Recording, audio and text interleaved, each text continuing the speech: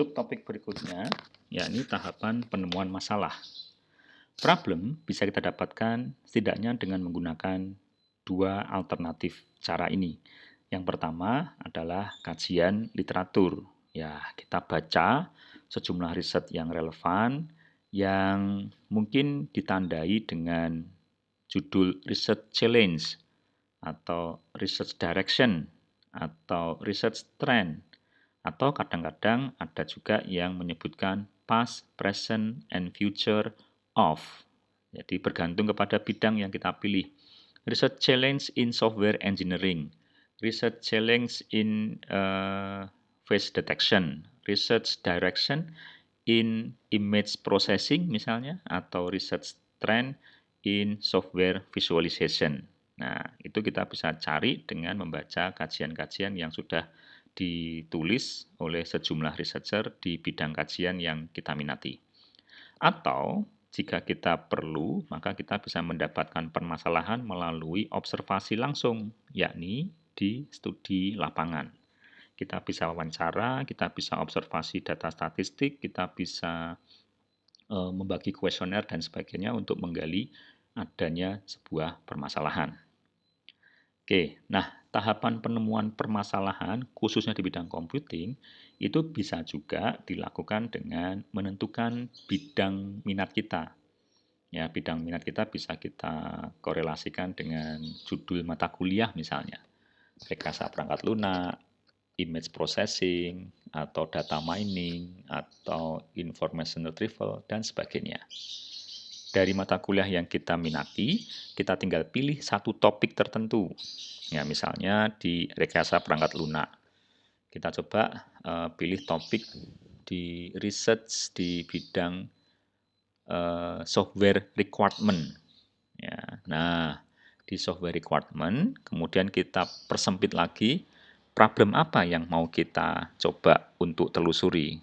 Nah, jadi ini bidang keilmuannya, kemudian topik yang diambil, kemudian problemnya apa. Misalnya software engineering, kita ambil yang research, requirement elicitation misalnya, atau software requirement. Kita ambil topik mengenai penyusunan kebutuhan software atau permasalahan pada pengembangan software misalnya.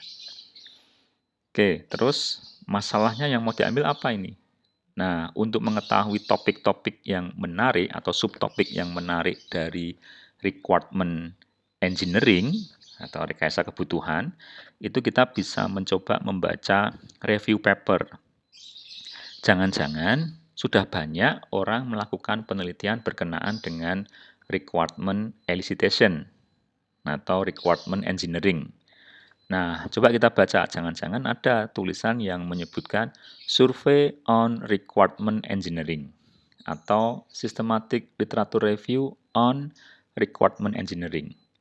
Review paper ini biasanya berisi mengenai research yang berkaitan dengan topik yang kita pilih tadi secara komprehensif.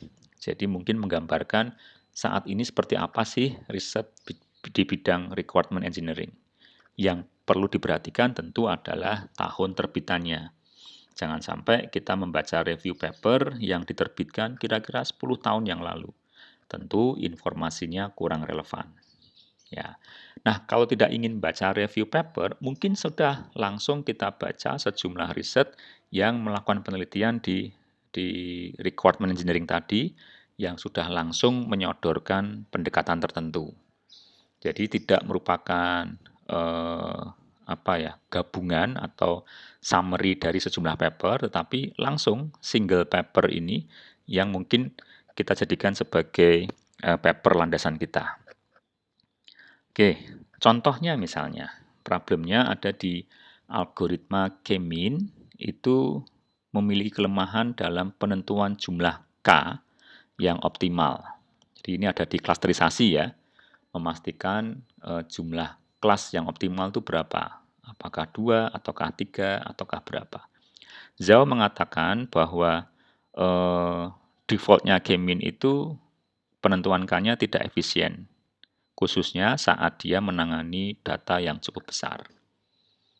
Nah, riset question-nya, apakah ada efektivitas yang meningkat kalau aku menggunakan algoritma B-koloni untuk penentuan K yang paling optimal di K-min? Ini riset question-nya. Nah, jika sudah, atau berikutnya, seberapa efisien ya kalau aku menggunakan backward elimination untuk mengurangi jumlah atribut misalnya. Nah, jadi ini riset question yang mencoba untuk menyodorkan alternatif penyelesaian dari problem. Ini riset question yang pertama ini relate dengan yang atas ya. Jadi menentukan jumlah K yang optimal. Nah, sementara yang bawah ini hal yang berbeda. Jadi untuk mengurangi atribut-atribut yang mungkin tidak berguna. Ya sebenarnya ada hubungannya karena ini tadi data besar itu mungkin tidak begitu efisien kalau